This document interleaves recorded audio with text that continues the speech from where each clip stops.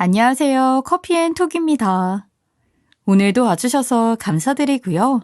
바로 사연 읽어보겠습니다.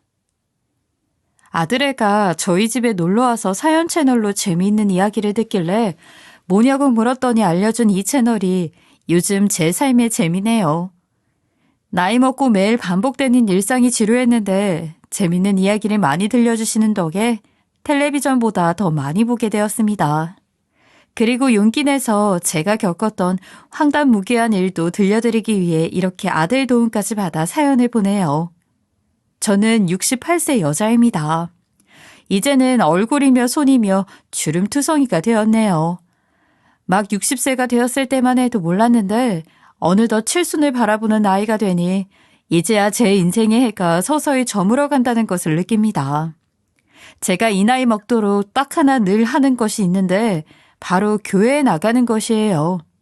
젊은 시절 손이 다 부르트도록 고생을 해서 어디에라도 기대고 싶은 마음이 굴뚝 같았는데 그때 제 가장 친한 벗이 교회에 함께 가자고 한 뒤부터 새벽이나 아침이나 꾸준히 매주마다 기도를 드리러 나가요.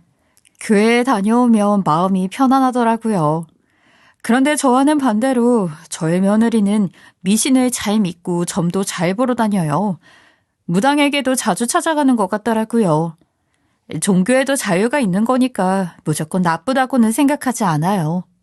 그래서 며느리에게 그 부분에 대해서 뭐라고 한 적은 단연코 한 번도 없고요. 하지만 종교적인 부분에서 지켜져야 할 것이 있는데 바로 그 종교로 인해 저에게 피해를 주지 않아야 한다는 것, 이거 하나는 꼭 짚고 넘어갔죠. 교회인들도 전도라는 명목으로 강압적으로 행동하는 사람들이 간혹 있는데 점을 보러 다니길 좋아하는 사람들은 그것에 더 현혹이 잘 되어 주변인들한테까지 민폐를 끼치는 경우도 왕왕 있다고 들었거든요. 하지만 며느리도 저와 같은 생각이라며 제 의견을 전적으로 지지해 주더군요. 며느리가 참 싹싹하고 저한테 잘해서 제가 정말 의지를 많이 했어요. 오죽하면 아들보다 며느리가 저를 더 챙겨주는데 어찌나 고맙던지 그 감사함은 말로 다 표현 못해요. 저를 가까이서 지켜보는 친구들도 며느리 이야기만 나오면 저보고 며느리 잘 봐서 얼마나 좋냐며 부러움이 하늘을 찔렀다니까요. 나이 먹고 나니 모이면 늘 가족 이야기밖에 할 게 없어서 며느리 자랑 몇 번 했는데 처음에는 그런 며느리가 요즘 세상에 어디 있냐고 코방귀를 뿡뿡 껴댔는데 며느리가 저한테 하는 걸 직접 눈으로 몇 번 보고는 자기들 며느리보다 더 예쁘다며 우리 며느리 칭찬이 입에 마를 날이 없었어요. 저 역시 이런 며느리가 제 새끼만큼 예뻐 그동안 고생하며 모아둔 돈을 조금씩 챙겨주곤 했죠. 아들과 며느리가 힘들어할 때 이 나이 먹고 제가 이런 도움이라도 줄 수 있다는 게 얼마나 다행이에요. 자식들이 바라면서 손 벌리는 것도 아니라 챙겨줄 수 있는 날이 많지 않다고요. 용돈 좀 챙겨주고 싶어도 어찌나 완강하게 거절하는지 모아둔 돈은 자기들보다 내가 더 많을 텐데도 자식이 독립하고도 짐이 되면 되겠냐고 그렇게 내빼더라니까요. 그렇다고 제가 재산이 휘황찬란하게 많거나 한 건 아니에요. 그저 운이 좋게 좀 더 젊었을 때 해둔 부동산 투자가 잘 되어 상가 2개랑 오피스텔 2개, 그리고 지금 살고 있는 집 한 채가 있을 뿐이죠. 그래도 나중에 자식들한테 남겨줄 게 뭐라도 있으니 걱정은 덜었어요. 하루는 친구들과 모임이 있었어요. 그날 한 친구가 재미있는 내기를 해보자고 하더군요. 내기의 내용은 각자 며느리한테 전화를 걸어 바로 끊으면 누구 며느리가 제일 먼저 시엄마한테 전화를 하느냐였어요. 친구들 모두 아들이 모두 있었고 다 장가를 보내놔서 빠지는 사람 없이 모두 내기에 응할 수 있는 상황이었어요. 며느리한테서 가장 늦게 연락이 오는 사람 2명이 밥을 사는 밥값 내기였는데 뭐 그런 유치한 내기를 다 하느냐고 말하면서도 다들 자기 며느리가 먼저 전화를 걸지 않을까 하는 생각에 참여하더라고요. 저도 제 며느리에게 똑같이 전화를 걸었다가 끊었고 모두 며느리의 연락을 기다리기 시작했어요.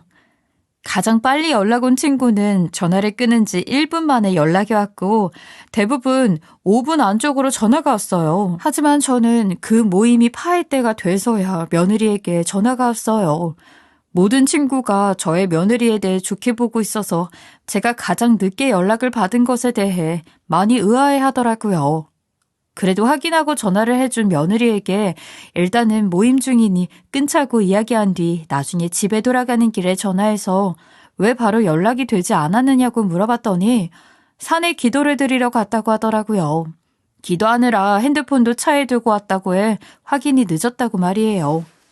저는 무슨 기도를 그리 열심히 하나 싶었지만 그때만 해도 대수롭지 않게 생각했어요. 참한 며느리가 혹시 이세를 위해 기도를 드리는 것은 아닐까? 곧 손주를 볼 수 있는 건가? 하는 마음에 내기에서 진 것도 까먹은 채 설레는 마음이 들었어요.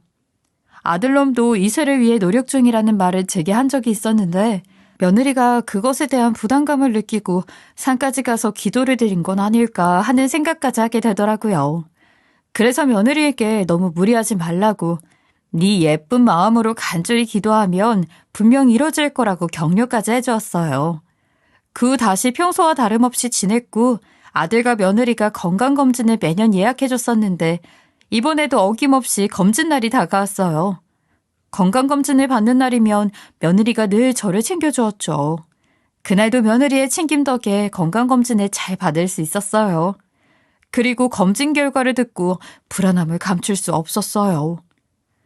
결과가 좋지 못해요. 작년에는 없었는데 자궁에 혹이 생겼네요. 혹이요? 1년 사이에 그럴 수 있나요? 연세도 있으시고 하니까 충분히 그럴 수 있어요. 혹 모양이 괜찮으면 그래도 좀 더 지켜볼 텐데 모양도 그렇게 좋지 않아 보여요. 좋지 않다는 건 암일 수도 있다 이 말이에요 지금? 배제할 수 없죠. 1년 사이에 혹이 생기고 이렇게까지 커진 것도 의심이 들지만 모양까지 좋지 않은 걸 봐서는 충분히 가능성이 있어요. 연세도 있으시니까 암이라면 진행이 빠를지 모르니 하루빨리 대학병원에 가서 정밀검사를 받아보시는 게 좋을 것 같네요. 의사에게 질문할 때만 해도 걱정 어린 표정이 가득하던 며느리. 하지만 의사의 말이 끝나갈 때쯤 우연히 며느리의 미묘한 표정을 스치듯 봤는데 왠지 며느리가 웃음을 참는 듯한 얼굴을 하고 있었던 것 같아요. 기분 탓이겠거니 싶어 그냥 넘어갔어요. 그렇게 제게 잘하는 며느리가 웃음을 참을 리가 없다고 생각했죠. 저는 평생 제가 암에 걸릴 거라고는 생각도 못했었는데 청천벽력 같은 소식에 기운을 차릴 수 없더라고요. 무거운 마음을 안고 집에 돌아와 몇 날 며칠을 누워만 있었던 것 같아요. 그러던 어느 날 저는 며느리가 그렇게 공들여 기도하는 이유를 알게 되었어요. 정말 그 기도의 내용을 알고는 배신감도 이런 배신감이 없더라고요.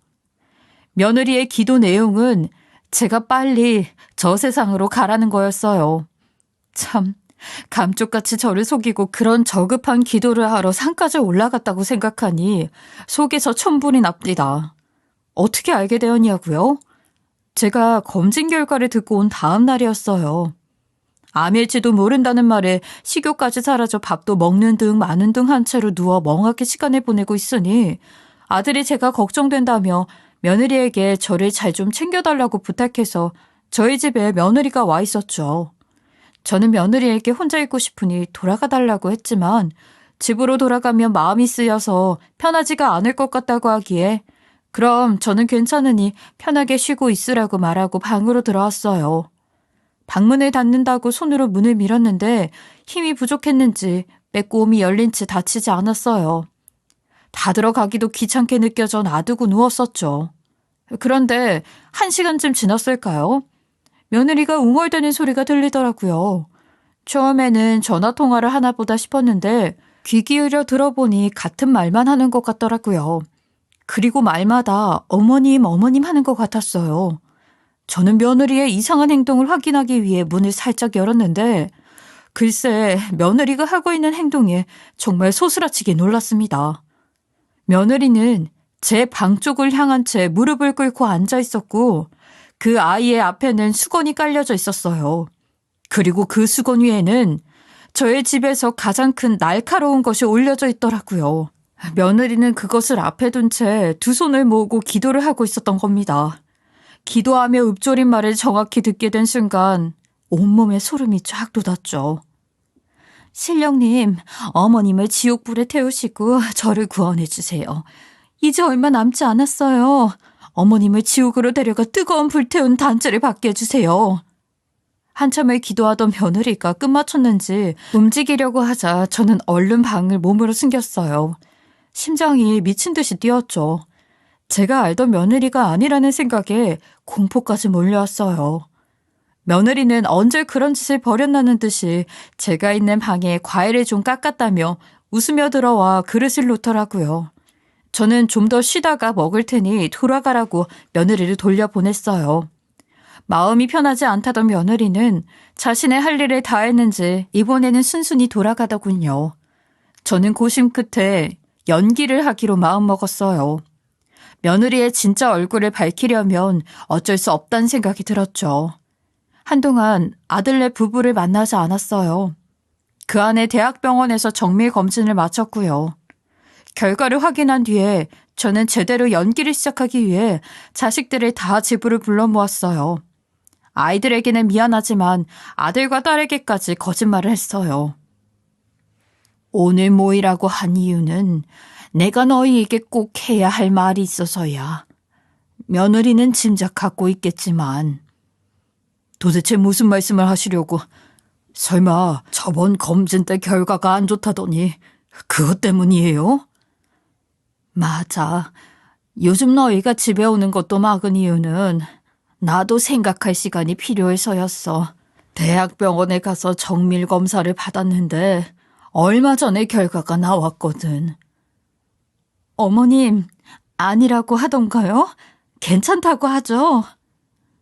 미안하구나. 이 엄마가 곱게 죽지는 못할 것 같아. 암이래. 살 날이 얼마 남지 않았단다. 집은 제 말에 눈물바다가 되었어요. 며느리도 안타까운 척 애를 쓰는 게 보이더군요. 딸아이가 한참을 울더니 연차를 내고 저를 돌보겠다고 했어요. 하지만 저는 반대 의사를 보여줬어요. 자식들에게 짐이 된 채로 살다 떠나고 싶지 않다고 말이에요. 어차피 큰 증상을 못 느끼고 여태 살았으니 앞으로 잘 참을 수 있다고요. 그러자 며느리가 그럼 자신이 가까이 있으니 자주 찾아오겠다고 하더라고요. 그래서 저는 그러라고 했어요. 며느리에게 진짜 제가 암이라는 쐐기를 박으려고요. 아들과 딸은 아무것도 모른 채 며느리에게 잘 좀 부탁한다며 너무 고맙다고 인사를 하고 또 하더라고요. 그 모습을 보고 있는데 마음이 참 좋지 않았어요. 저 쓰레기 같은 여자한테 제 자식들이 고마움을 느낀다는 게 말이에요. 하지만 꾹 참았습니다. 어떻게든 며느리의 실체를 밝히리라 되뇌이면서요. 모든 이야기를 마친 뒤 저는 이제 쉬고 싶으니 돌아가라고 했고 아들과 딸은 제가 힘들까 염려가 되었는지 떨어지지 않는 발을 떼고 돌아갔죠. 하지만 다음 날부터 며느리가 뻔질나게 저희 집에 찾아왔어요. 저를 챙기겠다면서 말이죠. 며느리는 제게 재산분할부터 빨리 하라고 이야기를 하더라고요. 아주 조심스럽게. 그리고 이 모든 게 다 저를 위하는 것이라면서 말이에요. 어머님, 제가 이런 말씀 드리는 게 어렵지만 그래도 용기 내서 말씀드려요. 재산 분할이요. 그건 먼저 빨리 처리해야 하지 않을까요? 재산 분할? 뭐 내가 재산이 많은 것도 아닌데 너희가 나 죽으면 장남인 아들이 어련히 알아서 잘 하겠지. 남편이 참 꼼꼼하고 똑부러지는 남자라 당연히 그러겠지만 그래도 어머님, 이제 저희가 모시고 살면서 건강을 챙겨주는 게 좋을 것 같다는 생각도 들어요. 내가 말했잖니. 너희에게 짐이 되고 싶지 않다고. 나는 내일 죽더라도 나만의 생활을 하면서 살다 가고 싶어. 그럼 저희는요. 어머님 잘못되시고 나면 슬픔에 잠겨서 재산 분할 생각이나 제대로 하겠어요? 그러니 어머님께서 하루라도 더 괜찮을 때 해두는 게 좋으실 것 같아요. 그럼 네가 그렇게까지 이야기하니 생각은 해보마. 며느리는 다음 날도 또 그 다음 날도 저를 찾아와서 재산 분할을 하라고 계속 설득하려고 들었어요. 그렇게 일주일이 지났을 때 며느리는 드디어 자신의 본 모습을 드러냈죠. 며느리의 소름 돋는 실체는 제가 생각한 것보다 훨씬 흉악무도했어요. 제가 자신의 말처럼 행동하지 않고 버티고 있으니 참을 수 없었는지 끝내는 본색을 드러내며 발악을 한 겁니다. 어머님, 재산분할 하게 되면 제가 발벗고 도와드릴 테니 망설이지 말고 하루빨리 하세요. 내가 살아봐야 이제 얼마나 살겠니. 가기 전에 내가 잘 정리할 테니 너무 염려 마렴. 그러기나 말이에요. 드디어 내 기도빨이 먹혔나 보네. 잘 가요. 세상에 미련 같은 거 두지 말고. 뭐? 지금 그 말 시어머니 나한테 하는 거야? 그럼 여기에 누가 또 있어요? 이제 살 날도 얼마 없는데 재산 분할은 내가 알아서 하게 위임하고 신경 끄라니까요. 아니, 저 세상 갈 때 그거 다 가지고 갈 거야? 노잣돈이나 잘 챙길 준비하지. 뭐 한다고 세상 떠날 사람이 재산에 미련을 두고 그래요? 추잡스럽게. 뭐야? 내가 살아생전 못 내 돈을 내가 알아서 한다는데 왜 생판남이 네가 나서서 관리하려고 들어? 갈 거면 빨리 가지 왜 이러고 고생을 시켜.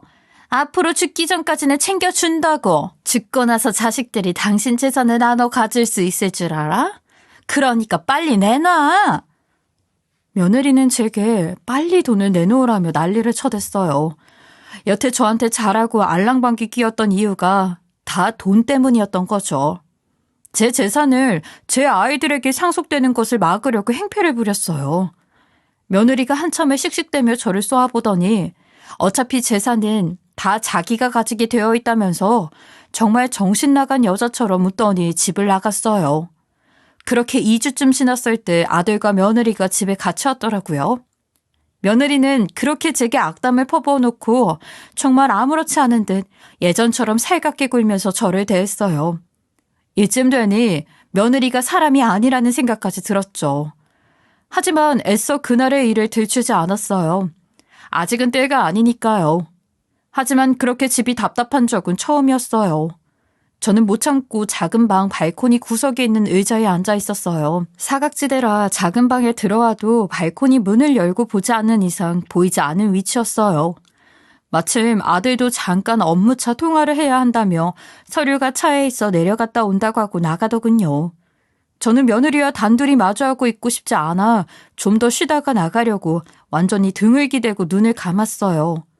그런데 갑자기 작은 방으로 들어오는 기척이 느껴졌달까요? 발코니 문을 완전히 닫지 않아서 절반이 조금 안 되게 열려 있었거든요.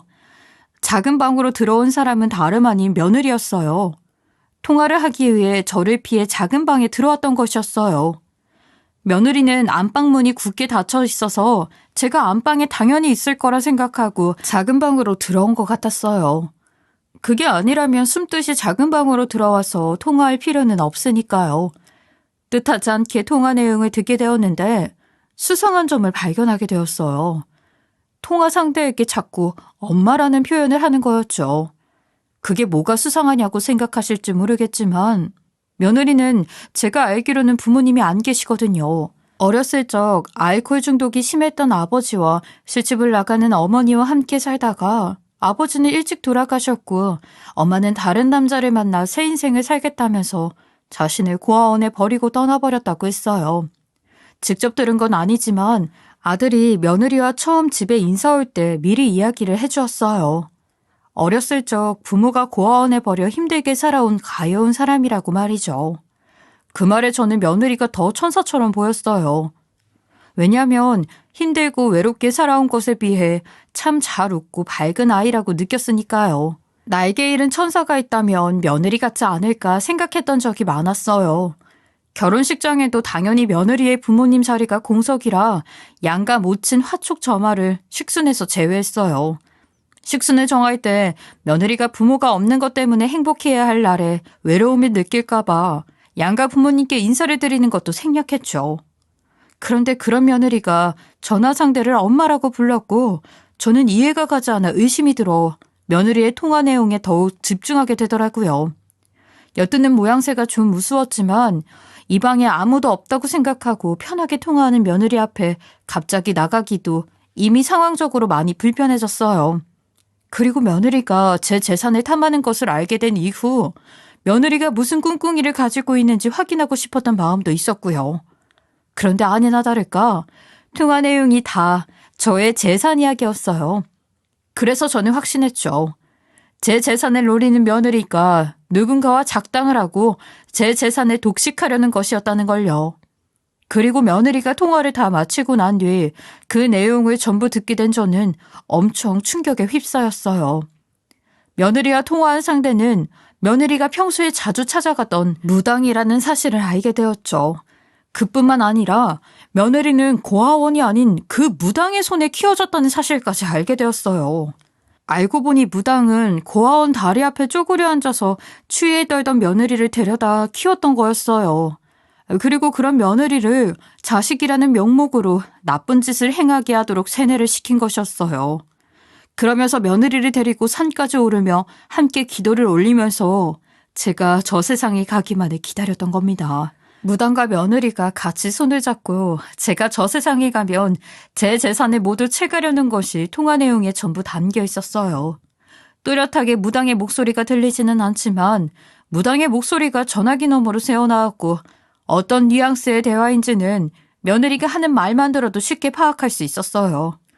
참 어이가 없던 것은 무당이 며느리에게 자신이 어떻게 가르쳤냐고 며느리를 호탕치기도 했다는 겁니다. 그러니까 나쁜 짓을 하도록 가르쳤다고 실토한 셈이었죠. 며느리는 그런 무당의 말에 정말 꺼리낌 없이 자신들의 계획을 막힘없이 슬슬 뱉더군요. 그러면서 빨리 재산분할 관련해서 해결하겠다는 말까지 하더라고요. 아무리 그래도 신을 모시는 직업을 가진 사람이 이렇게 악행을 저질러도 되는 건가요? 저는 그동안 며느리가 제 재산을 노렸다는 것에 대한 증거를 충분히 모아놓았다고 생각되어 더 시간을 끌다가는 며느리가 무당과 작당에 얼마나 더 큰일을 벌일지 모르니까 더 미룰 것도 없이 아들에게 며느리의 본색을 알려야겠다는 결론을 내렸어요. 마침 아들이 통화를 마치고 집에 들어왔고 저는 며느리 몰래 작은 방을 빠져나와 안방으로 가서 고쟁이 속에 진단서를 챙겨 아들이 있는 거실로 향했어요. 그리고 아들에게 한치의 망설임도 없이 며느리와 당장 이혼을 하라고 이야기했습니다. 갑작스러운 제 말에 아들은 무슨 소리냐며 혹시 며느리가 서운하게 하거나 마음을 상하게 하는 일이 있었냐면서 많이 당황해했어요. 그리고 며느리는 제가 뭐 때문인지 너무도 잘 알기에 옆에서 표정을 확 구기더군요.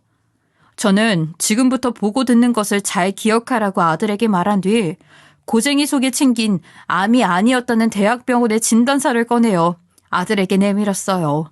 이게 뭐냐는 질문을 하며 진단서를 펼쳐본 아들은 이게 정말이냐며 뛸 듯이 기뻐했고 며느리는 아들의 반응을 보자 급하게 다가와 진단서를 보더라고요. 그리고 곧 희비가 교차하는 게 눈에 훤히 드러났어요. 환하게 웃으며 안심하는 아들, 그리고 소스라치게 놀란 채 입을 다물지 못하는 며느리. 저는 그런 며느리를 향해 아들이 지은 미소만큼 환하게 웃어 보인 뒤 아들에게 들려줄 게 있다고 말하고 며느리가 그간 제게 했던 폭언을 녹음해 놓았던 것을 틀었어요. 핸드폰에서 흘러나오는 대화가 자신이 했던 말이 담긴 것이라는 것을 뒤늦게 눈치챈 며느리는 황급히 제 손에 있던 저의 핸드폰을 낚아채 갔어요. 그러고는 갑자기 눈물바람을 하며 이건 사실이 아니라고 제게 왜 자기를 사지에 몰려고 하느냐고 말하더군요. 저는 너무 어이가 없어서 며느리에게 이건 모함이 아니라 아들에게 너와 내가 나눴던 대화를 그저 들려주려고 하는 것뿐이라고 이야기했어요. 그러자 며느리는 갑자기 제 바짓가랑이를 붙잡더니 애원하기 시작했어요. 자기가 뭔가 오해를 했나 보다고 잘못했다면서 싹싹 빌었죠. 아들에게도 자신이 다 잘못했다면서 자신이 저에 대해 오해를 했다며 그래서 도가 지나쳤던 것 같다고 거짓말을 하더라고요. 어머님, 잘못했어요. 제가 했던 언행들 다 죄송해요. 제가 진짜 미쳤었나 봐요. 저 원래 어머님께 정말 잘하는 며느리였잖아요. 여보, 내가 어머님에 대해 잘못 오해를 하고 좀 도가 지나쳤었어요. 정말 진심으로 한 말 아니에요. 제가 잘 알아보았어야 하는 건데 너무 아니랬어요. 어머님, 오해한 것은 정말 100번 1000번 잘못했어요. 다시는 그런 행동하지 않을게요. 딱 한 번만 용서해줘요. 앞으로는 더 신중히 행동할게요. 신중히 행동하려거든 그 전부터 잘 사렸어야지. 그리고 도대체 내가 뭘 오해했다는 거니? 나보고 빨리 죽고 내 재산 내놓으라던 거? 참, 아까 엄마 부르면서 통화하던데. 그럼 그 엄마는 도대체 누구니? 고아로 자랐다고 해서 더 품어주려고 노력했는데 무당년을 엄마로 둔 걸 알았더라면 좀 덜 가여할 걸 그랬어. 내 아들까지 감쪽같이 속였잖아, 너. 엄마라고 불렀다니? 무당이라니 그게 다 무슨 말이에요? 어머님, 혹시 작은 방에 계셨어요? 그런데 어떻게 기척도 하지 않을 수 있으세요? 어떻게 제 통화를 엿들을 수 있냐고요? 네가 날 피하는 것 같기에 가만히 있었을 뿐이야. 아내 집에서 내가 몸을 사려야 하니? 아들 네가 잠깐 나갔을 때 작은 방 발코니에 있었는데 내가 있는 줄 모르고 들어와서 통화하더구나. 무당이랑 짜고 내 재산을 독식하려고 열심히 계획까지 짰더구나. 저게 우리 가족 모두를 속이고 너와 결혼을 한 거였어. 처음부터 속이려던 건 아니었어요. 시집을 오기 전부터 어머니의 재산을 알았던 건 아니잖아요. 그저 당신이 너무 좋아서 그래서 말을 할 수 없었어. 여보, 당신이 무당에 대해 부정적인 감정이 컸던 걸 알아서 그래서 고백할 수 없었던 거야. 믿어줘. 믿어주세요.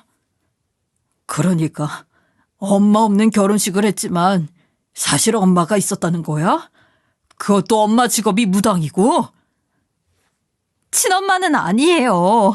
고아라는 말이 틀린 건 아니야. 고아원에 버린 날 걷어 키워준 사람이 무당이라는 직업을 가진 것뿐이에요. 그리고 재산은 어머님께 그저 더 늦어지기 전에 재산 분할을 미리 해놓으시는 게 좋을 거라고 말한 것뿐이에요. 너 나한테 이제 기도빨이 좀 먹혔다면서 빨리 죽으라고 고래고래 소리 질렀잖아. 지금 증거가 다 있는데 내가 거짓말이라도 한다는 거니? 지금이라도 사실을 밝히고 내 아들과 이혼해. 네가 내 아들 덕에 호의호식하는 꼴 이제는 죽어도 못 봐.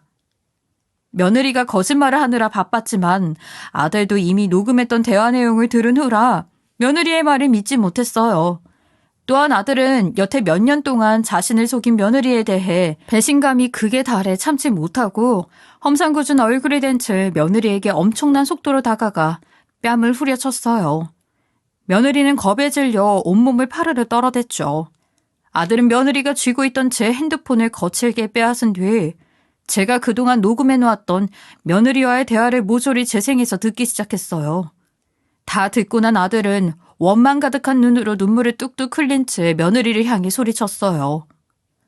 정말 좋은 여자라고 믿었는데 늘 나보다 더 엄마를 챙기는 내게 너무 고마워서 어떻게 이 감사한 마음을 보답하며 살아가야 하나 매일 고민했어.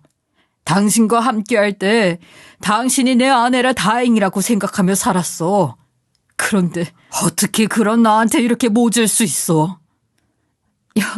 여보, 내가 다 잘못했어요.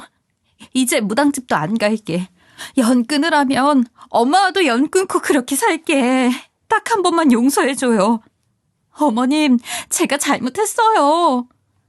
넌 나를 그리고 우리 가족을 기만했어. 그런 널 용서하라고? 끝까지 당신은 뻔뻔한 사람이네. 당장 이 집에서 나가. 그리고 다시는 우리 가족 앞에 나타날 생각도 하지 마. 당신과 나는 오늘부로 남남이야. 아들의 남남이라는 말에 울며불며 싹싹 빌던 며느리가 갑자기 자리에서 일어나더니 도끼 가득한 눈을 한 채 제게 달려들었어요. 저 때문에 아들까지 잃었다면서 제 목을 조르기라도 할 것처럼 손을 뻗었어요. 곧 아들이 제지에 화를 면하기는 했지만 며느리는 이판사판이다 싶었는지 저에게 욕지거리까지 하기 시작했죠. 당신이 다 망쳤어. 나랑 내 엄마 계획을 당신이 다 엉망진창으로 만들었다고. 내가 남편까지 잃은 건 전부 늙어빠진 당신 때문이야.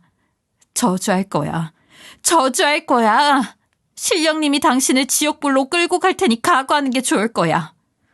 그렇게 며느리는 제게 악담을 퍼부었고 참을 수 없던 아들은 며느리를 끌고 집을 나가면서 모든 게 끝났어요. 돌아온 아들은 저를 살핀 뒤 며느리가 자신과 이혼하려고 하지 않을 것 같으니 이혼 소송을 진행할 것이라고 말했어요. 그리고 저를 꽉 끌어안더라고요. 참 오랜만에 안긴 아들의 품이 새삼 듬직하고 따뜻하였어요. 저는 그동안 며느리가 저의 집에서 기도를 드린답시고 저 몰래 제가 저 세상 가기를 기원하는 기도를 했던 그 모습을 다 남겨뒀었는데 그것을 아들에게 전부 넘겨주었어요. 그것을 보고 한참을 제게 이런 불효를 저지르게 되어 너무도 면목 없고 죄송하다고 그동안 얼마나 마음고생이 심했냐고 눈물을 흘리더라고요. 부모가 돼서 이렇게 아들에게 상처를 주게 되었는데 이 아이는 뭐가 그리 미안했던 걸까요? 참 그날을 생각하면 아직도 눈시울이 붉어지네요. 아들과 며느리의 이혼 소송은 며느리의 만행으로 일사천리로 진행되었어요. 아들은 혹시라도 며느리가 제게 해코지를 할까봐 걱정된다며 딸아이까지 불러서 돌아가면서 저와 함께 시간을 보냈죠. 그 덕에 저는 정말 몇 년 만에 북적북적한 하루를 보냈던 것 같아요. 자식은 나이가 먹든 안 먹든 코찔찔 흘리며 해맑게 놀던 그 어린 시절 그대로의 추억을 안겨주더군요. 다행히 며느리는 그날 후 제 앞에 모습을 보이지 않았어요. 하지만 한 번씩 동물 사체가 현관 앞에 놓이긴 하더군요. 아주 예쁜 상자에 포장되어서 말이죠. 이상한 부적도 한가득 담긴 채로요. 처음에는 어떻게 해야 하나 많은 고민을 했었는데 뭐든 길면 꼬리가 밟힌다고 하나요? 며느리의 행각이 저의 집 골목 새로 달게 된 CCTV에 찍히게 되어서 신고할 수 있게 되었어요. 며느리의 잔인한 행동이 가중되어 아들의 이혼 소송에 크게 작용했고 실제로 저에 대한 적대감이 크다는 것이 밝혀져 아들과의 이혼에서 10원도 못 받고 이혼하게 되었어요. 그리고 제 재산을 빼앗아가지 못하고 되려 제게 정신적 피해 보상을 해줘야 했습니다. 하늘은 돕는 자를 돕는다고 하더니 결국 며느리는 자신을 키워준 무당에게까지 버림을 받게 되었어요. 무당은 한몫 단단히 챙기기 위해 며느리를 이용했던 것인데 돈을 벌어오기는커녕 빚만 늘려온 며느리가 자신의 계획을 망친 원흉이라며 내쫓았더라고요. 저도 아직까지도 정신을 못 차린 건지 그 얘기를 듣자 며느리 인생도 참 불쌍하다는 생각이 들었어요. 친부모에게는 버림받고 어렸을 때부터 무당에게 세뇌되어 잘못된 교육을 받으며 살았으니 안쓰럽다는 생각이 들기도 했죠.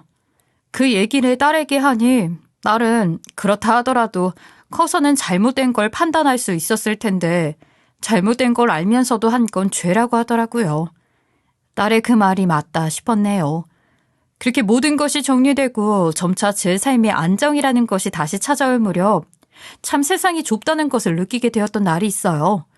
제 지인 중에도 무당을 따르는 사람이 있는데 편견이 치우치지 않는 사람이에요. 늘 무당도 무당 나름이라며 신을 모시는 것을 업으로 삼고 있는 무당이 나쁜 짓을 벌인다면 신은 그 무당을 버리고 큰 벌까지 업보로 삼게 한다고 말해주던 친구였죠. 그런데 그 친구가 며느리가 엄마라고 따르는 그 무당에 대한 소식까지 물어다 주더라고요. 신을 모시는 것을 업으로 삼고 있는 무당이 나쁜 짓을 벌인다면 신은 그 무당을 버리고 큰 벌까지 업보로 삼게 한다고 말해주던 친구였기에 나쁜 무당을 정말 귀신처럼 잘 찾았거든요. 며느리의 엄마로 여기는 무당이 결국엔 사기죄로 고소를 당하게 되었다고 알려주더군요. 며느리가 저의 집안에서 쫓겨나고 넉 달 후쯤인가 남루한 차림으로 무당네 주변을 늘 배회하던 며느리가 그간 무당이 저질렀던 악행들을 폭로하게 되었던 것이었어요. 자신을 키워준 엄마라고 여기며 따랐는데 자신을 이용한 것에 불과하다는 것이 엄청 충격이었던 며느리는 결국 무당의 등에 칼을 꽂은 것이었죠. 그렇게 지저분한 짓만 하다가 결국 둘 다 망하게 되었네요. 좋은 마음으로 며느리를 아껴서 그만큼 상처가 많이 됐지만 그래도 나쁜 마음을 가졌던 며느리의 최후는 지독히도 쓸쓸하고 외로울 테니까 저는 그거면 충분합니다. 사람이 살아가면서 가장 힘든 것은 혼자라는 쓸쓸함과 외로움이니까요. 며느리가 참된 경험을 통해 세상의 이치를 깨닫게 되었으리라 믿어요. 아들이 이혼한 지 이제 1년이 조금 지났네요. 얼마 전에 이사했는데 요즘엔 타운하우스라는 것이 유행이라고 하더라고요. 아들이 인테리어 사진을 몇 개 보여주면서 고르라기에 그중에 가장 아늑한 디자인으로 골랐는데 아들이랑 딸이 저 몰래 제가 골랐던 그 집을 계약하고 와서는 덜컥 짐을 싸라는 겁니다. 어릴 때나 커서나 추진력 넘치는 성격은 어디 못 간다 싶으면서도 남은 생을 자식들과 함께 예쁜 집에서 오순도순 살 수 있다는 생각에 그저 행복합니다. 자궁이 생겼던 혹도 건강관리 잘하고 그 후로 스트레스 받을 일도 없어서 그런지 훨씬 작아졌다고 해요. 폭풍 같은 일이 지나고 나니 다시 좋은 일만 가득한 것 같아요. 좋은 마음, 좋은 생각이 결국 행복을 느끼게 해준다는 것을 칠순을 바라보는 나이가 되어서 깨우치게 되었다니 참 특별한 경험을 했다는 생각이 듭니다. 아직 살 날이 많은 저희 아이들이 세상에 대한 어려움을 느끼고 사람에게 치였을 때 저는 그 아이들을 온 마음으로 안아줄 수 있고 더 단단한 어른이 될 수 있도록 힘이 되어줄 수 있다는 것에 감사함을 느끼며 그렇게 앞으로 얼마나 있을지 모르는 제 인생의 시간을 보람차게 보낼 것입니다. 글재주가 없어 지루하셨을지도 모르겠네요. 그래도 제 경험을 담아 이야기한 것이니 부디 잘 들어주셨기를 바라요. 감사합니다. 지금까지 커피앤톡이었습니다. 오늘도 끝까지 함께 해주셔서 감사하고요. 다음 영상으로 또 찾아뵙겠습니다.